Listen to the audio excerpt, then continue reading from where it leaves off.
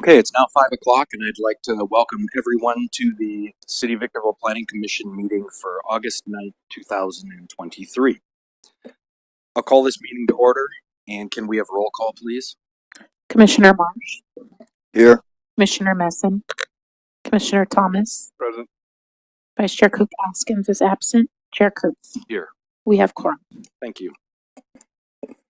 Next, we'll have our invocation led to us by Commissioner Thomas, followed by the Pledge of Allegiance. If you'll please rise.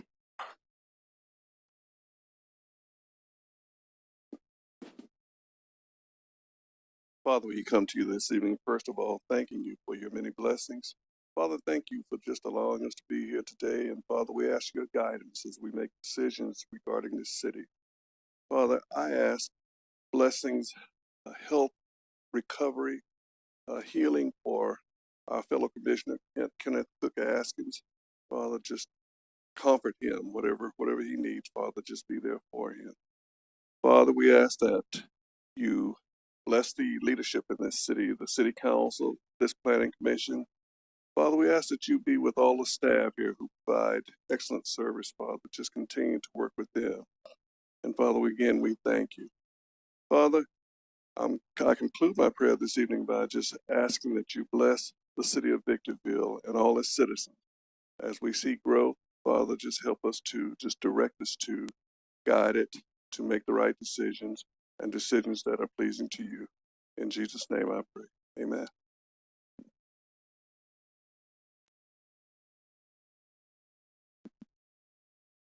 Ready, begin.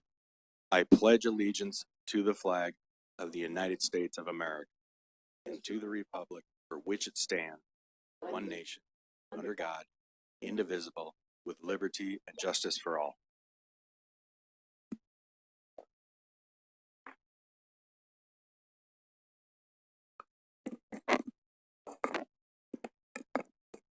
Okay, next we'll enter into our general public comments section of the meeting. This is the part of the meeting where individuals from the public may speak on agenda items or on issues not posted on the agenda. Do we have any speaker cards? We do not. Anyone here would like to speak to us on general public comments?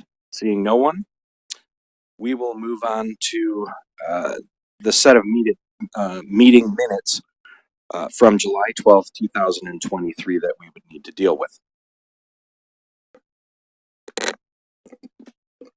I move to approve the minutes. I second. First by Commissioner Messin, a second by Commissioner Thomas. I'll take a roll call vote. Commissioner Marsh, Yes. Commissioner Messin, Yes. Commissioner Thomas, Yes. Chair Kurtz. Yes. Motion passes unanimously. Thank you. Next up, agenda item number 2 is a review of commissioner attendance under special orders of the day. Staff, is there anything you'd like to speak on that? Yes, Chairman Kurth. Just briefly, wanted to bring up, as you're aware, our Honorable Commissioner Cook Askins unexpectedly has been absent since May. And as our hearts go out to him, and we are receiving encouraging news that he should be returning hopefully in November. We are held to a municipal code as it relates to attendance. So we're bringing this item forward just as a bookkeeping item and to get the commissioner's feedback.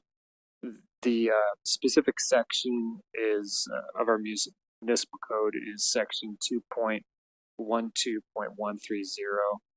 It stipulates that any commissioner that misses over three absences consecutively should have the consent of the commission as an excused absence. Or it would be, the matter would be referred essentially to the city council. So with that, since we haven't documented his absences or the consent of the commission in the minutes in prior meetings, we're just bringing this forward to kind of clean that up. So it's clear from the commission whether or not they consent to his absence. And with that, staff is recommending that the Planning Commission consent to Commissioner Cook Askins Jr.'s absences from May through August 2023. Just one question. Are we going to go through every month now and approve it? Can we approve it for the next 2 or 3 months, however long we anticipate him being out? So my read of this municipal code standard is it just needs to be documented in minutes. So if this motion is approved, where the commission takes action to excuse those absences for those 4 months, it will be memorialized in the August Planning Commission minutes, which you'll approve next month. So it's just a matter of us memorializing minutes. So we're just trying to take one sweeping action but we could split it up if the Planning Commission wants to do that. It's just our recommendation at this point. No, I'm good. Can you speak into your mic, please? No, sorry about that.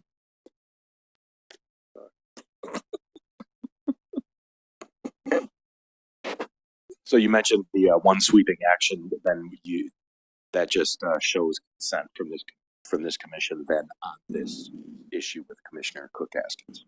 Correct. So we wouldn't have to try to get consent again, right? Correct. So at this point, staff feels that the business of the commission has still been able to be conducted even with his absences. So it's not affecting business as it is today. It would be reevaluated in the future if accumulated 3 absences again, and we'd bring that item back to the commission for consideration. I move for approval of staff's recommendation. I second. I have a first by Commissioner Thomas, a second by Commissioner Messon. I'll take a roll call vote. Commissioner Marsh, Yes. Commissioner Messon, Yes. Commissioner Thomas, Yes. Chair Kurth. Yes, Motion passes unanimously. thank you.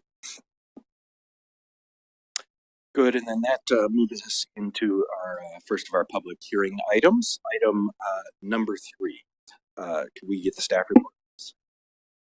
Thank you, Chairman Kurth, fellow commissioners. Item number 3 is case PLA 23-00011.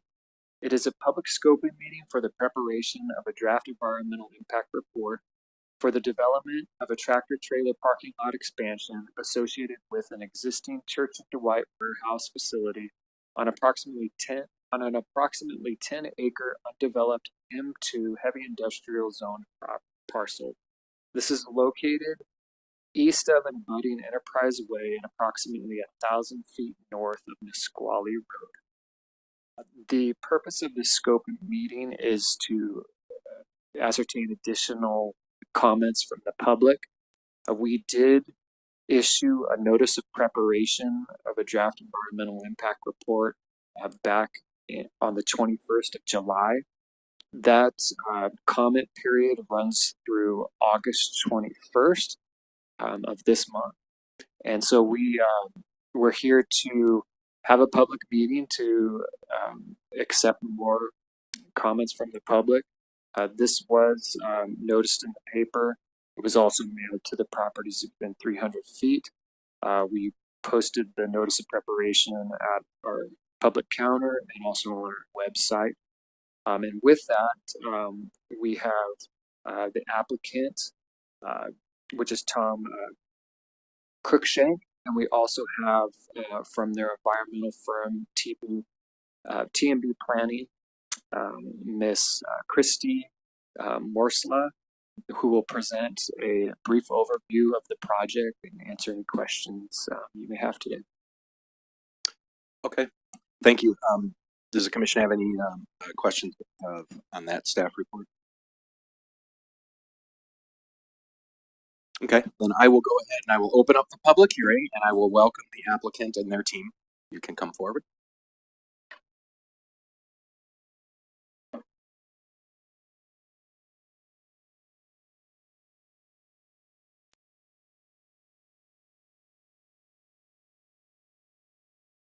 Good evening, commissioners.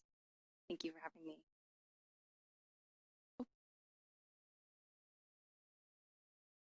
There.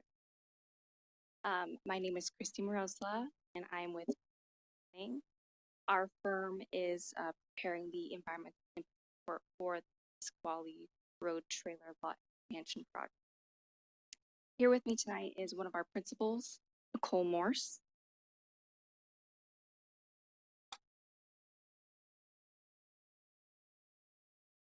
A notice of preparation of a draft environmental report was prepared for the project, and it was distributed to agencies, interested parties, and surrounding property owners on July 1st, 2023 for a 30-day public review period. The notice provided information about tonight's scoping meeting, which is occurring in compliance with Victorville Municipal Code Section 16.3.11.050. The project applicant is processing a site plan review in compliance with Section 16.3.11.050 to develop the vacant 10.04 gross acre property located east of Enterprise Way and north of Nisqually Road in the city's heavy industrial zoning district with a proposed surface truck trailer parking lot. The proposed trailer lot would include 198 truck trailer parking spaces to serve the existing Church and Dwight warehouse located at 17486 Nisqually Road, immediately south of the site.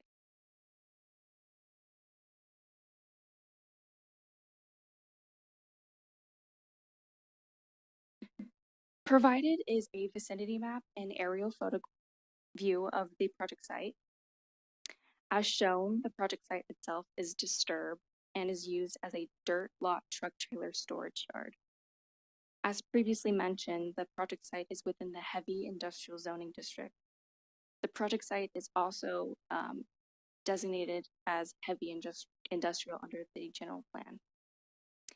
As you can see, the project site is surrounded by industrial uses, including a warehouse building occupied with a pet food manufacturing facility to the north, the Burlington North Santa Fe Railroad to the east, a warehouse currently owned and occupied by Church and Dwight to the south, and a warehouse occupied by Americold to the west.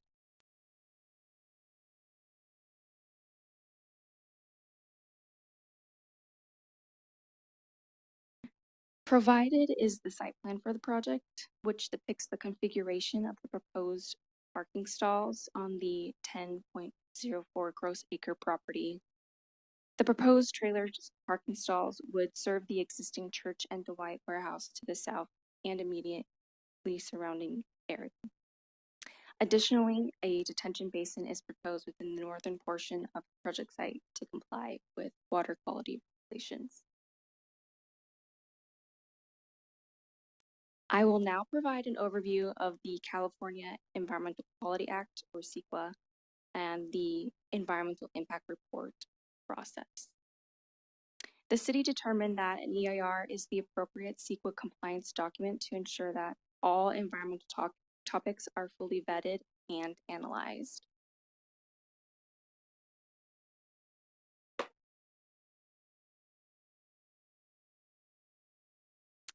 The purpose of this EIR scoping meeting is to describe the project, provide information about CEQA and the EIR process, understand the environmental topics the public wants the EIR to address, identify any potential environmental concerns, and identify alternatives to the project and mitigation measures. This meeting will also identify the next steps and additional opportunities for public input. An EIR is an informational document that is intended to inform the public and decision makers about the potential physical impact of a project on the environment.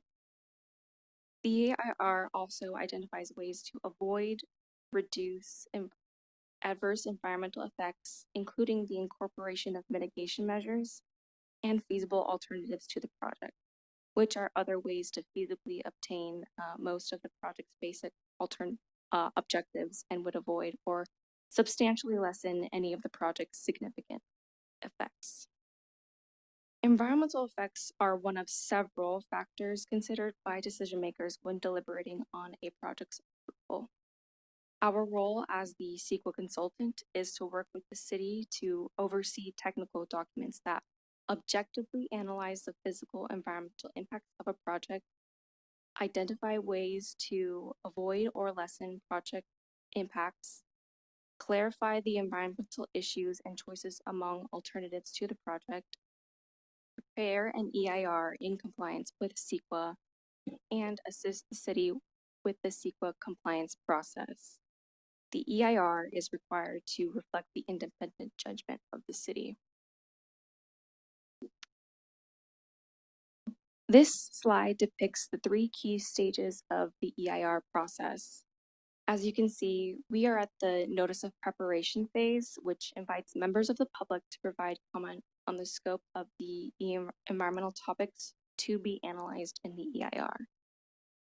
Please note that there are 3 opportunities for public input, the first of which being the 30-day public comment period associated with the NOP, which concludes on August 21st, 2023. The second being the 45-day public comment period associated with the submission of the notice of completion and notice of availability of the draft EIR to the state clearinghouse. And the third being the public comment portion of a public hearing of the final EIR. This graphic provides another way of visualizing the EIR process in terms of steps. As shown, the steps following the scoping meeting are publication of the draft EIR and a subsequent public comment period, which again is 45 days. We will respond to comments made on the draft EIR in the final EIR. Following publication of a final EIR, the project will go to go before the city at the certification hearing. As previously mentioned, TMB Planning, as the CEQA consultant, will prepare the EIR in compliance with CEQA. CEQA sets forth 20 environmental topics for initial consideration for further analysis in the EIR. Compiled here is the complete list of environmental topics that all projects analyze.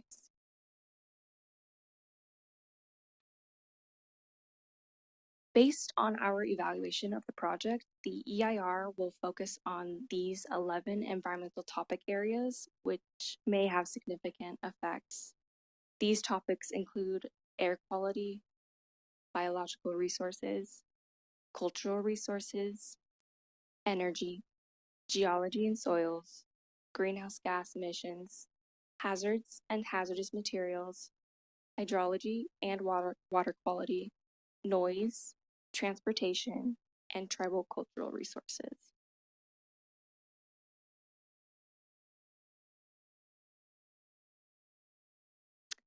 Additionally, based on our evaluation of the project, we anticipate that these 9 environmental topics will have less than significant impact and are therefore scoped out of the EIR. These topics include aesthetics, agriculture and forestry resources, land use and planning, mineral resources, population and housing, public services, recreation, utilities and service systems, and wildfire.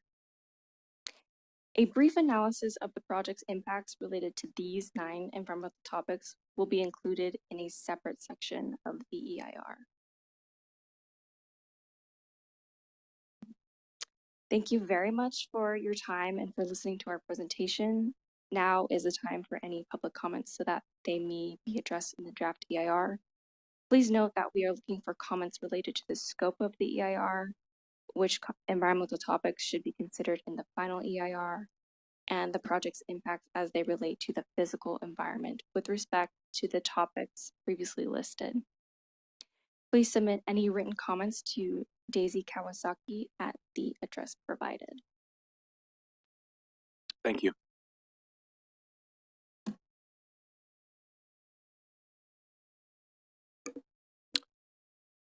Is there anyone else from the applicants team that would like to speak at this time?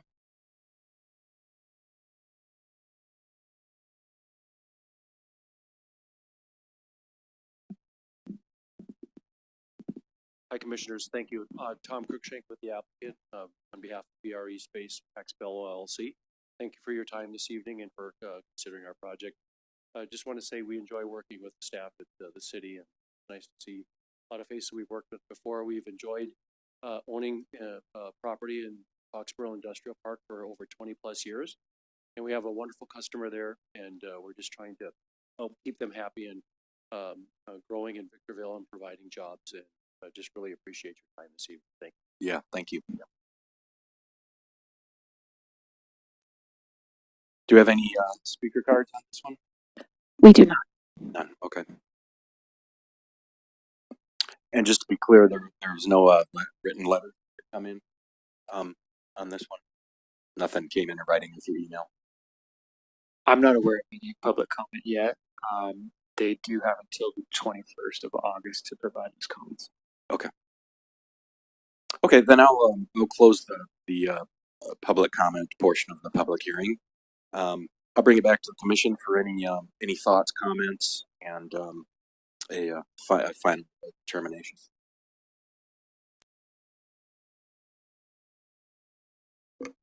I just had one question. Is the parking stall for the trailers, is it 198 or 220? I believe the site plan has 2 different numbers on the actual drawings, so if we could just get clarification on that.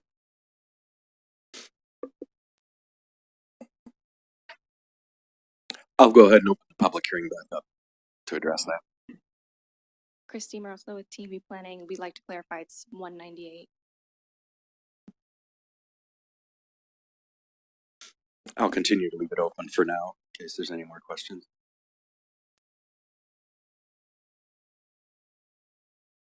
I think a lot of the times on you know, projects in this area that have to do with, trucks and truck traffic.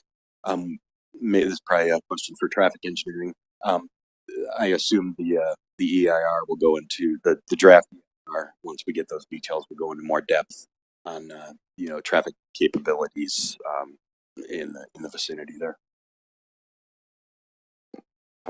Good evening, Commissioner Kerr. Yes, we actually have approved a traffic study memo already. It was approved in late June. We have not seen a draft of the study yet, but it is forthcoming. Okay, thank you. I don't have any other questions.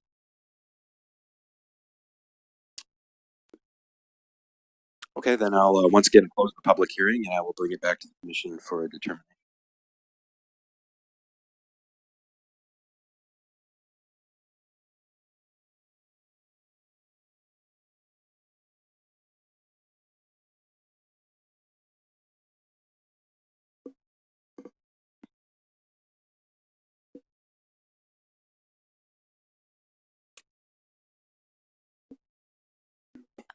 I thought we just, Do we make a motion on this one? No motion necessary. No motion necessary. Okay. Okay, if there's no other comments, then we've taken care of that NOP for tonight. We'll be looking forward to the next step, which will be the draft EIR. Thank you for coming tonight. That brings us to item number 4 under our continued public hearings for the extension of the track map. Staff? Thank you, Chairman Kerr, fellow commissioners. Item number 4 is case PLAN 22-00032. It is a 3-year extension of time for a vesting tentative track map and map modification with an addendum to a previously approved mitigated negative declaration to allow for the creation of 72 single-family residential lots with 8 existing parcels of land zoned R1 single-family residential. This is located at the northwest corner of Fuchsia Lane and Dos Palmas Road. The applicant originally received approval of this map back in May of 2018. The original approval and extensions have since expired, requiring them to return to the commission for another allowable extension of time. The project itself, the map itself has not changed. However, the regulatory state environment has changed, which has prompted them to submit an amended mitigated negative declaration, which is presented for the Planning Commission's review. The map itself has not changed. It's still minimum 7,200 square foot lots, density of 3.6 units per acre on the overall 20-acre site. And with that, staff recommends that the Planning Commission conduct a public hearing to receive testimony regarding the proposed project and take the following actions. Adopt the attached amended mitigated negative declaration and mitigation monitoring and reporting program for the project that was previously assessed in accordance with the California Environmental Quality Act. Adopt resolution number P-23-010, approving modifications to the vesting tentative track map number 20037, case number PLAN 0032, subject to the attached conditions of approval, and adopt resolution number P-23-011, approving a 3-year time extension for vesting tentative track map 20037, case number PLAN 22-002, subject to attached conditions of approval. And with that, staff's available should you have any comments. Okay, thank you. Any comments at this point from the commission? Okay, then I'll go ahead. I guess just a concern. There's existing housing on the east side of this proposed development, and these houses we're moving this out 3 years, I guess, for the contractor to the developer to make the bill.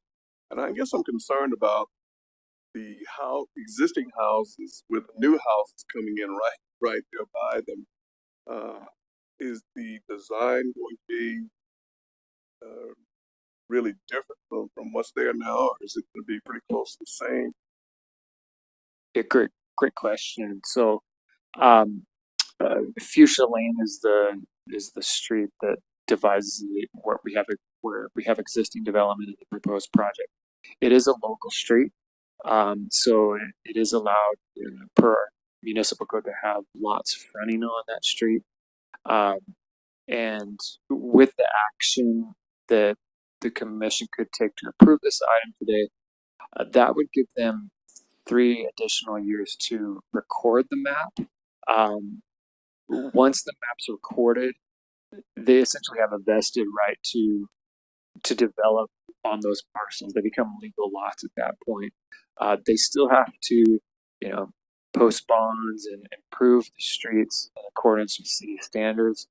And I know that our engineering department would be reviewing traffic control plans to ensure that during construction that there still is access maintained for those existing those existing property owners along Fuchsia Lane.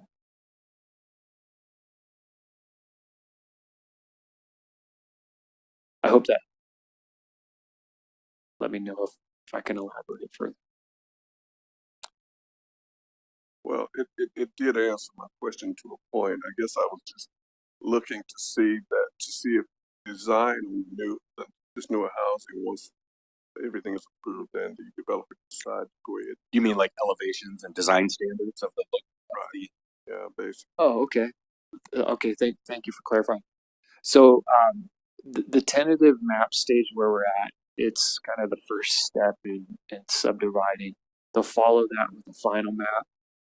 And then prior to constructing on the legal properties that the maps recorded, they're required in our municipal code and included in the conditions of approval of this map to obtain a minor site plan approval from staff.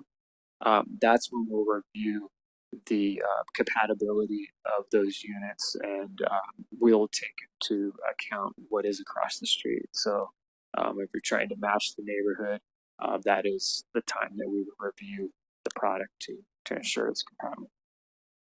Good, thank you.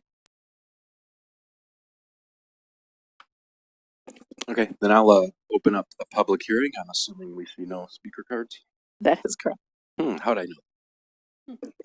So then I will close the public hearing, and we'll bring this one back. This one actually, we do need a determination.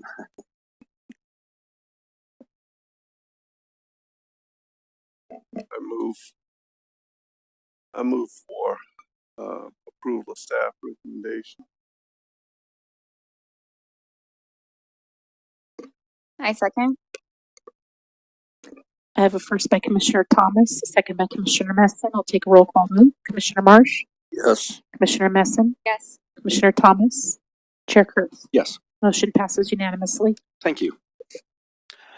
That'll bring us to agenda item number 5, which is a continuance request from the wastewater authority. Any input on that from staff? Yes, thank you, Commissioner Kurth. Yes, we are requesting that this item be again continued to the October 11th, 2023 meeting. We have been communicating with the applicant and environmental consultant.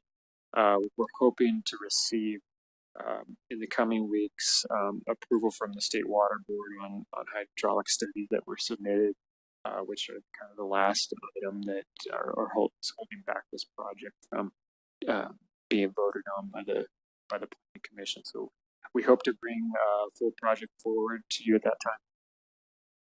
Okay, thank you. Okay, I'll open up the public hearing on this item. No cards? Correct. No cards. Okay, and I'll leave this this item open, and I'll make the motion to continue this item number 5 to the next planning commission meeting. Not the next one, but to the October 11th, 2023 hearing.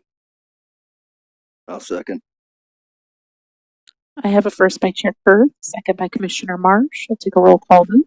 Commissioner Marsh, Yes. Commissioner Messin, Yes. Commissioner Thomas, Chair Kurth. Yes. Motion passes unanimously. Thank you.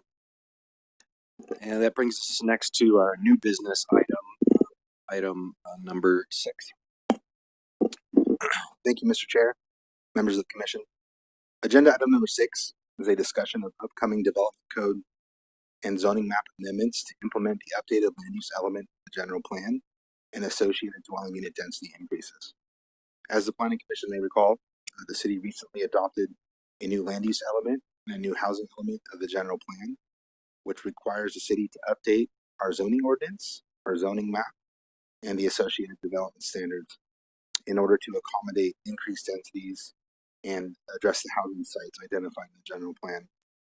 The first step in this process is to introduce the planning commission to the types of amendments and updates that will be presented in future public hearings, as well as revisit the requirements of the housing element and the land use element. In order to provide a little focus on that and focus in on the different areas of the proposed amendments, because the development code is quite large, we've prepared a presentation before you that will kind of dive into the different areas of future amendments coming up. The agenda and how we'll operate. First, we'll start with the background on how we got here and what has been approved. We'll move into the proposed amendments that are necessary to implement the general plan. We will provide some development examples showing the types of projects that can be accomplished with the upcoming amendment. And we'll move into the next steps and the city's path forward to ultimately adopting revised zoning ordinance and zoning.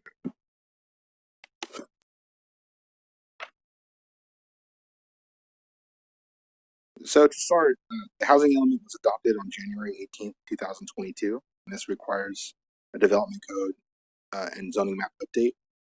These are required by various proposed programs, the land use element, that require an update to the city's land use element and zoning ordinance. They require a change in zoning to appropriate commercial and residential zones. And these requirements are to do things like increase densities to 20 to 30 units per acre, reduce barriers to residential development, and address housing element site inventories locations. To address that, the city adopted the land use element on December 20th, 2022, that updated and added land use designations and implements the housing element. It also addresses includes various policies, that encourage a wide variety of residential development and expand the types of residential uses within the city. Implements a requirement to utilize the low density residential infill overlay district and encourages housing in mixed use corridors. That brings us to our current step now with the development code and zoning map update in 2023. This is required in order to further clarify the rules, regulations, and development standards applicable to each general plan land use designation, and it further designates areas of each land use designation into separate zoning districts.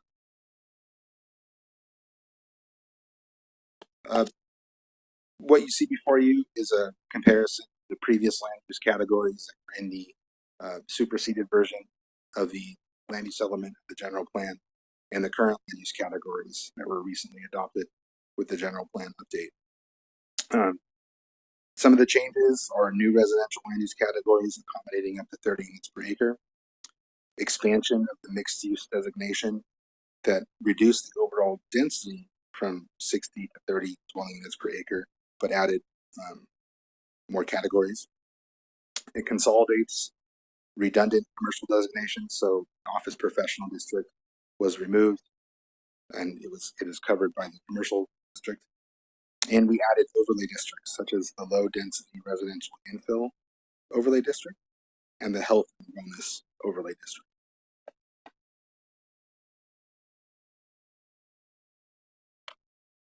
After approval of the land use element, the next step in implementing requirements of the housing element is adoption of an updated zoning ordinance, which includes updated development standards for each zone district. An example of the hierarchy of the general plan, the zoning ordinance, and development standards is provided in this slide and describes how the general plan is the policy foundation, how that is implemented and guided by the zoning ordinance, and which is further clarified and defined within the development standards applicable to each zone district.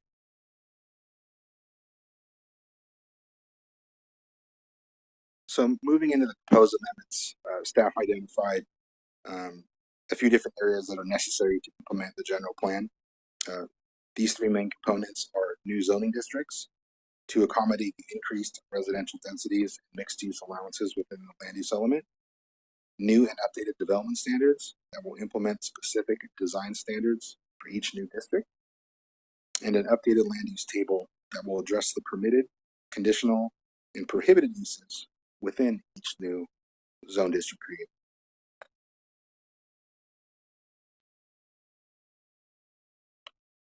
Beginning with the new residential zoning districts, the table here compares the proposed zone districts that coordinate with the current adopted land use element versus the previous zone districts that were tied to the superseded version of the land use element. Changes here, are largely limited to high density residential areas where allowable densities are increased from 20 to 31 units per acre.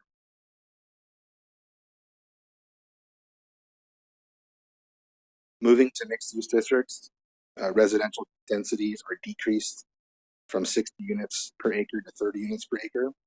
However, larger areas of the city are now designated as mixed use, including the 7th Street corridor between Interstate 15 all the way north to D Street. We also are going to propose new overlay districts to accommodate overlay districts outlined in the general plan. These will require unique development standards to ensure they're developed in a manner that is consistent with the neighborhoods that they're located in.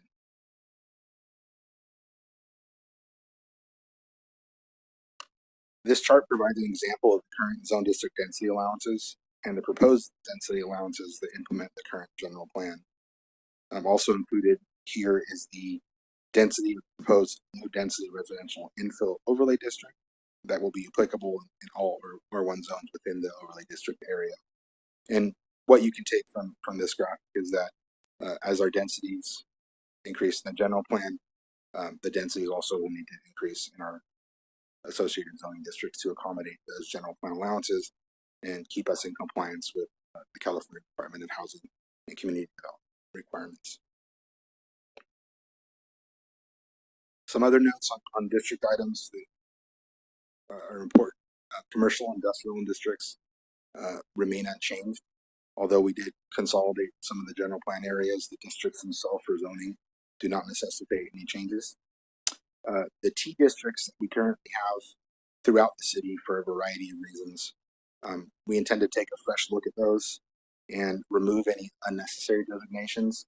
Currently, there's T districts that range in requirements for things as simple as a site plan review being required to a desert tortoise review being required in accordance with an environmental review. So many of the T district items date back 20 plus years, and those things are largely codified now in our municipal code. So we'll take a fresh look at the T district throughout the city and remove ones that are unnecessary for ease of city staff for implementation of the zoning requirements and just for clarity for the public. Also, the specific plans and planning and developments within the city that have been adopted remain unchanged. The one exception to that is the desert specific plan. As you may recall, with the land use element update, we did remove the specific plan designation for that northern area of the city. So we will now need to provide new zoning designations to go along with that. Some new development standards that will be proposed in our upcoming amendment is floor area ratio, which would replace lot coverage calculations. Floor area ratio is determined by dividing the gross floor area of all buildings on a lot by the area of the lot. As opposed to the current standard of lot coverage, floor area ratio adds a flexibility to a zoning ordinance and provides multiple design options for new development proposals.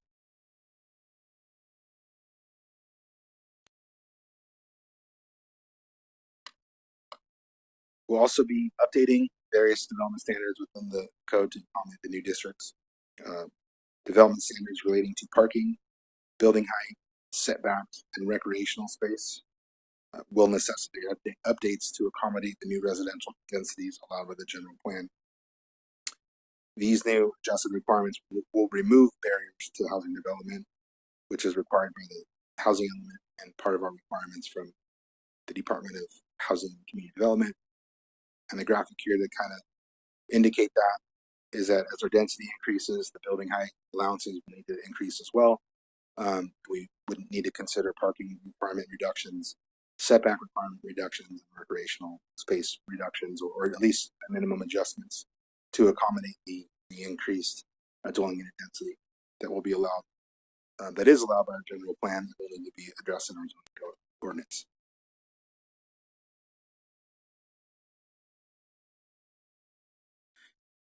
And the last items we identified is updates to the land use table.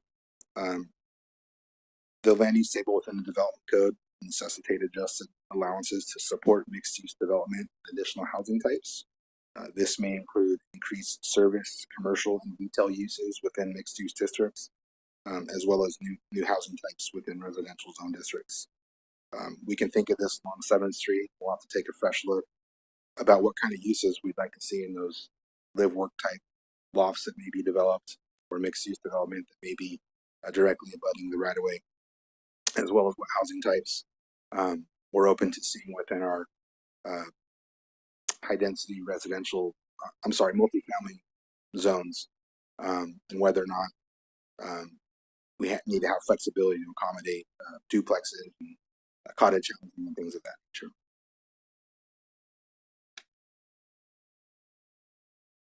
So to provide some examples of that, development examples here before you are what could be developed in a low density residential infill overlay or the new R2 low to medium density. Things you'll notice here is, as I mentioned, cottage housing, which is essentially a smaller single family residential unit that features a cluster of units built around a common open space. So on the top left of your screen, that would be a form of cottage housing. Also development that could be considered in these types of districts would be condominiums, townhomes, duplexes. Another example of a development that could take place, LDRIO overlay district, would be single family development, such as what you see on your screen here. This is a small lot subdivision with traditional tract development feel, and the addition of a common recreational space in the middle. A good example of a project like this would be the recently approved 319 lot subdivision. Recently approved for extension, 319 lot subdivision between Stoddard Wells Road and Mojave River. That development features 5,000 square foot lots, shared amenities, clubhouse requirements, and HOA. A lot of the things that would likely be available in the LDRA district moving forward in infill parts of the city. Another example would be at a smaller design with 2,400 square foot lots. This is approximately 10 dwelling units per gross acre, so it would exceed our maximum allowance now of 9 dwelling units per gross acre for the LDRIO district. However, what's important to note here is that it features a small lot subdivision with private driveways or access easements, so the units could still front onto the roadways, give a neighborhood feel from the street, but they'd be accessed from privately maintained easements or driveways.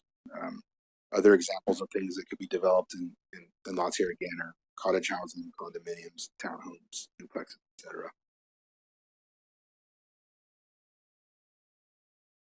Moving to the higher end of density, this is an example of a high density residential project that's approximately 25 dwelling units per acre.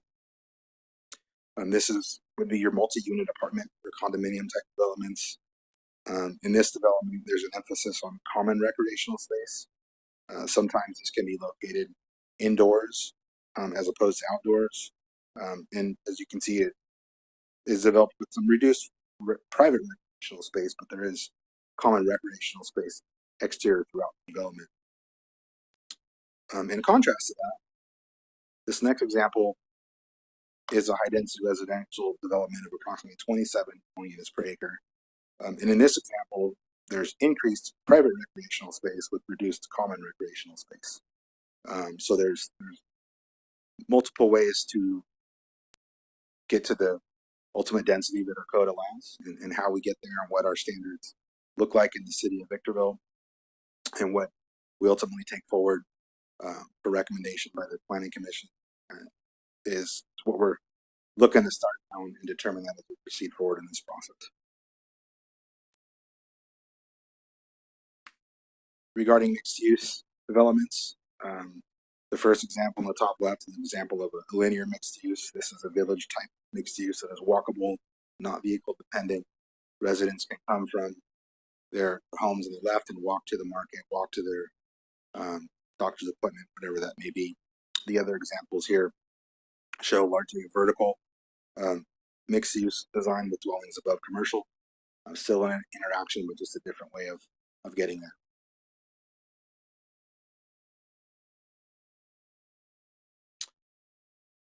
So our next steps and how we proceed to, how we intend to proceed forward with this undertaking, is to divide our public hearings with the Planning Commission into several meetings to kind of tackle each major component of this zoning ordinance update at once. We'd begin with development standards, have that as a publicly noticed workshop. So we have full input from the community on the development standards we look to add for high density residential. This would be your setbacks, building heights, things of that nature, parking requirements. We would move to a second workshop to address overlay district requirements. This would be to really look at, dig deep on how we want to implement the health and wellness overlay district and the low density residential infill overlay district. Our general plan stipulates that the low density residential infill overlay district can allow up to 9 units per acre in what would otherwise be a 5 unit per acre single family zone. However, it also dictates the number of amenities and how it's designed may limit that to 7 units per acre. So how we get to that ultimate requirement of what a developer will have to do to take advantage of the LDRO, and whether that would look like a PUD requirement, whether it would look like a site plan for a smaller development, that would remain to be seen, but those are the types of items we would dig into there with the overlay district requirements workshop. We'd have a third and final workshop to address land uses and land use map updates. Land uses would essentially be the land use table, what kind of uses we'd look at for our mixed use zones, what, if any, type of housing allowances we would want to increase and add to our residential district. If we'd want to incorporate some duplex allowances and things of that nature into our less dense zones to increase the housing allowances. And at that point, we would also present a land use map, a draft land use map for zoning, as opposed to our general plan land use designation map, which is already approved. Each one of those designations also will be divided into zones. So we'll have another map to present to you then to review and go over the changes and compare existing with previous. But largely, the map will follow our general plan designation map. And finally, the fourth item on that list would be a public hearing to hopefully obtain a recommendation of approval from the Planning Commission of the complete amendment and the updated zoning map that ultimately take forward to the City Council and adopt a zoning update.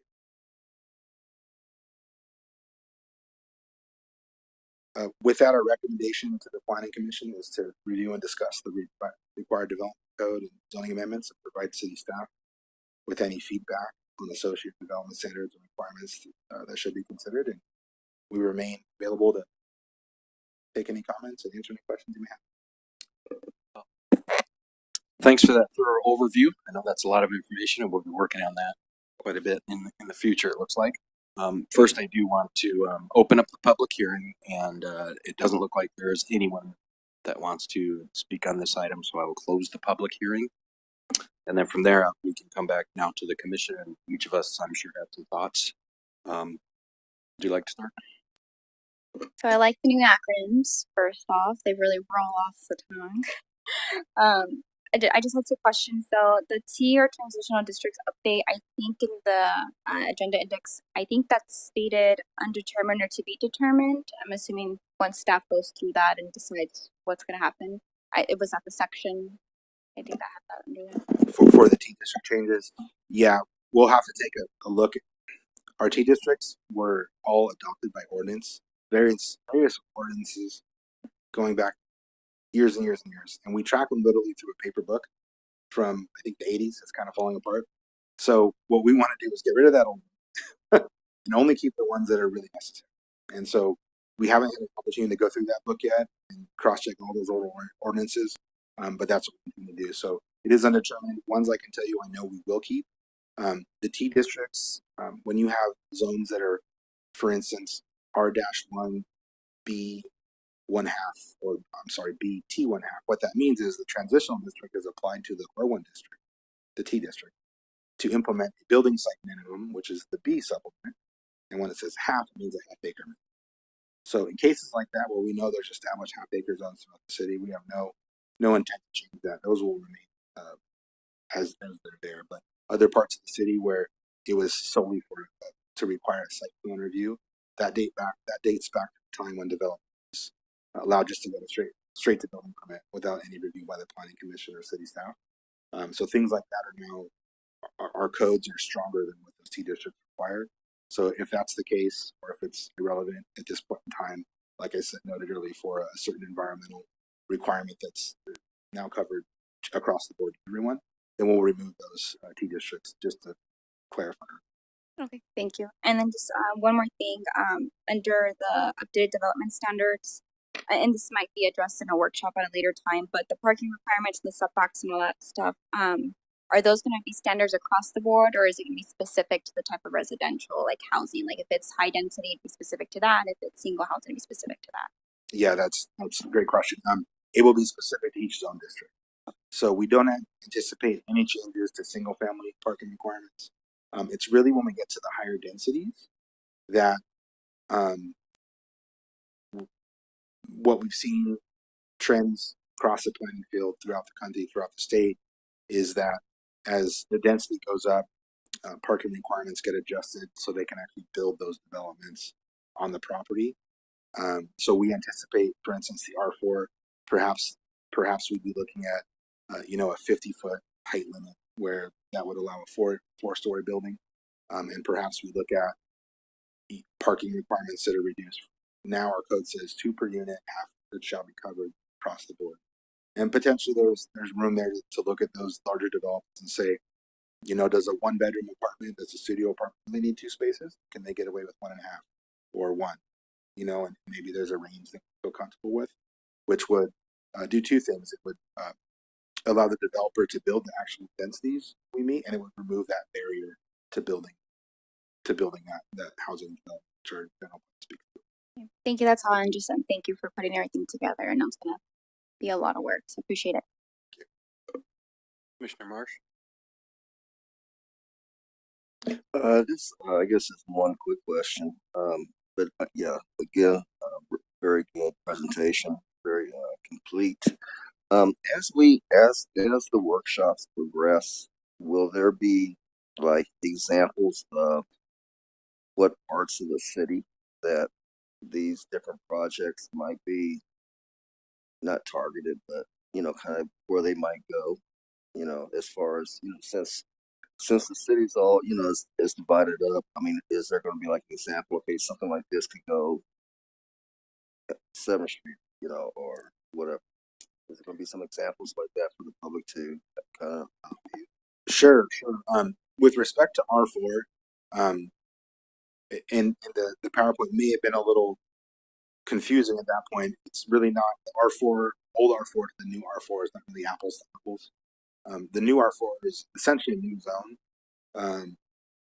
During our land use element update process, we had target area sites and into the site inventory locations that were identified.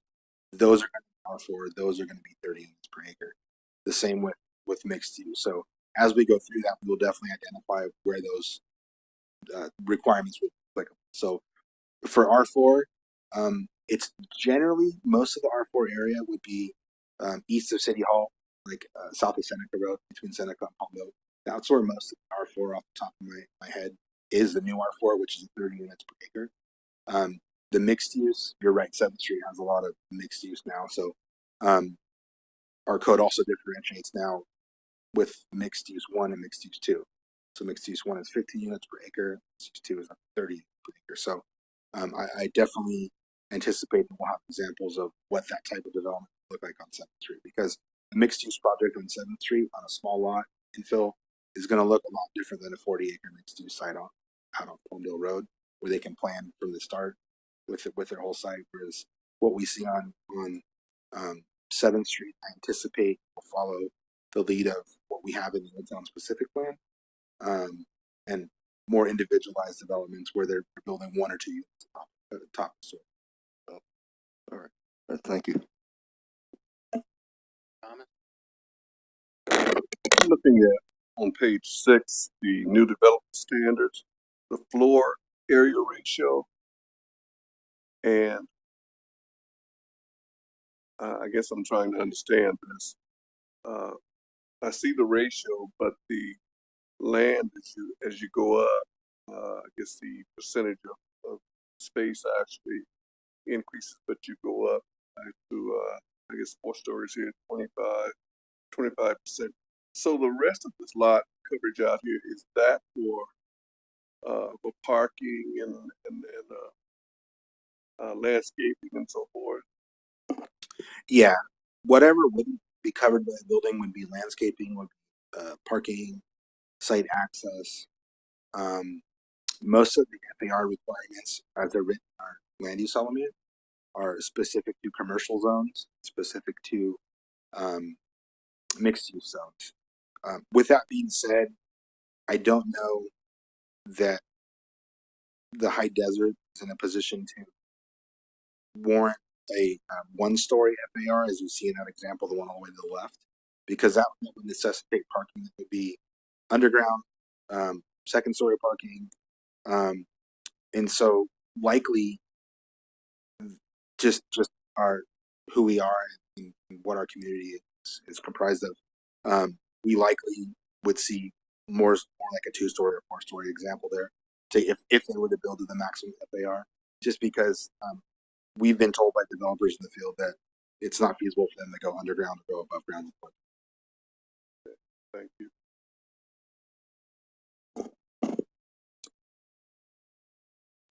That was actually my thoughts, because looking at the pictures on the super high density of the 30, 27 per acre, those buildings there, and you talked about incorporating the open space, and that could even be indoors open space. But looking at the examples, it looks like that there's no parking there, and that would be all underground type stuff on those examples. But there would be flexibility if a time came and that the developer wanted to do that, a smaller parking structure, because those are some pretty big buildings. And it makes me think of kind of like around the Ontario, in Rancho Cucamonga around the big mall. There's a lot of those bigger type apartments, and I know there's some underground and some parking structures and things, and it could happen. The only other question I had was when we were discussing the land use tables, will we be touching and adjusting our commercial C1 and C2 and industrial uses that would be on those use tables as well at this time? Yeah, I foresee that's, if there will, the planning commission, that's something we want to look at. We can bring the whole table to review as we go through that process. Being on real estate, that's what we rely on a lot, and use those graphics. And as time goes by, uses change. So I think it's healthy to take a look at any of that kind of the update stuff. And it's always been confusing in my industry of which one could be considered a conditional use permit, what could be considered an interim use permit, those types of things too, to maybe clarify or just a slight update maybe. And then what for the future meetings starting with these workshops, do you have any estimate in time of when we might be kicking off the first workshop? We're going to shoot for sometime in the next 2 weeks to start. Our ultimate goal is to have the item before the city council in the first quarter of 24 calendar year. So we're under some statutory deadlines that's driving that largely. But if we're before the council in the first quarter of 24, we're well within our requirements to maintain compliance with state law and when we are mandated zoning. Okay. And that would be the development standards one. So that's coming up pretty quick. And then would you imagine monthly after that or for the next other? That's the intent. Yeah. The reason the map was pushed off at the end because that's a large amount of just work to create the layer in GIS, going lot by lot to updating the data, creating the map in our GIS system. So that's why that was pushed off to the end of that actual map itself. But the other items are largely text-based, providing examples of what it looks like and options for the planning commission to provide directions for the. Good. Well, I'm glad we're having workshops on that. And will those be workshops here at the dais or will we be in the conference room like we sometimes do with a little more informal speaking? We anticipated them here at the dais. This is a public hearing item. We intend to do an 8-page ad for each one to just like we would a normal code amendment, knowing that the subject matter is tied to an ultimate code amendment. So it would be an 8-page ad for all three of the workshops, and then also for the fourth one, just to get as much input as we can and make sure everyone's aware that it's going. Okay.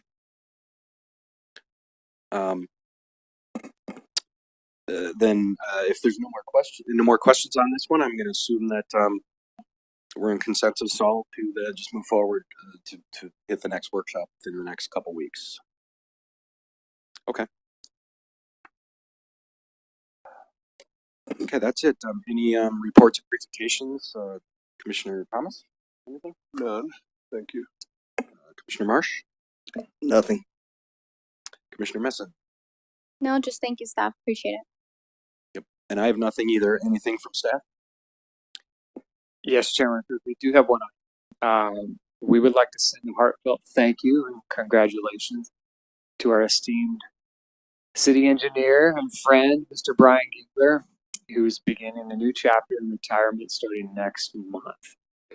Mr. Giegler's in the audience with us tonight, and he's tirelessly served as a public servant for over 35 years, 21 of those years with the city of Victorville. He has been instrumental in shaping a city such as Victorville for that time. And it's quite impressive when during his time our city population industry has more than doubled. It's been an honor to get to know Mr. Giegler and learn from him. He's a genuine, humble, and kind human with a vast knowledge base and a very disciplined growth mindset. Simply put, he's one to admire. And to give you an example of how disciplined he is, this is a recent example. Well, some staff were nodding off or playing Tetris to stay awake during long council meetings. He is reading up on quantum physics. So he's always giving his all, and he has a work ethic like no other. Let's just say he's leaving a lasting mark on the city and on us all, and we wish him nothing but the best in retirement. And I know you'll do retirement well, Brian. So thank you again. And I think some other staff wants to say some comments. I'll put it off to Mr. Bonilla. Thank you, Mr. Webb. It's hard to follow what you just said, but I would like to personally thank Brian. He has been a great mentor for me and the rest of the engineering staff the last 4 years for me, and some of our staff members have been here a lot longer. To say that those are going to be big shoes to fill is an understatement of the century. He has been with us for the past 21 years. He has completed many infrastructure projects, and, just to name a few, the Nisqually Road construction that was done in the early 2000s, the Nisqually La Mesa interchange project that was done in the 2010s, and most recently the Green Tree extension, as well as the ongoing Bear Valley Road widening project over the BNSF track. He has been a great leader and a great mentor for all of us, and we will miss you dearly, Brian. We wish you nothing but the best. Thank you from the bottom of our hearts. Please come up.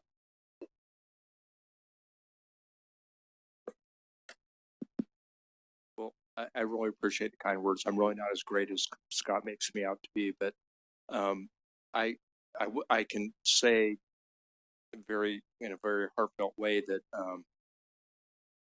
this is the fourth city I've worked for, but every organization I've worked for, this is by far the best. And the reason is it's the people that make this organization what it is. And I've enjoyed so much working with so many different people in all the different departments. So, all these things that have been accomplished over this time, it's all been a team effort. It's involved a lot of different people in a lot of different departments. Like it's really, that's what I appreciate the most is the people I've worked with, including the commissioners, et cetera, but especially the city staff. So I just want to say thank you. It's been a privilege. Well, congratulations on your retirement.